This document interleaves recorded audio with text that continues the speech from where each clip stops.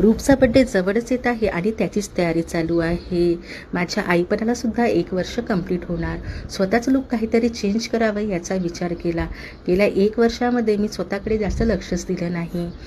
त्यानंतर मी आणि रुपेश निघालो बाहेर. बऱ्याच दिवसानंतर आम्ही दोघंच निघालो होतो. बाहेर खूप ऊन होतं, त्यामुळे सगळ्यात आधी आम्ही कोल्ड कॉफी घेतली.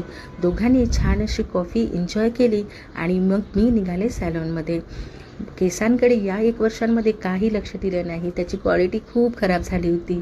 त्यामुळे आज काहीतरी नवीन लूक करायचा विचार केला.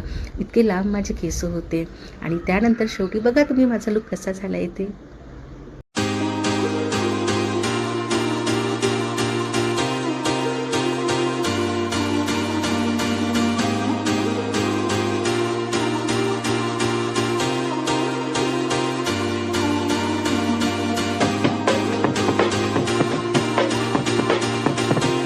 सो हा आहे माझा फायनल लूक.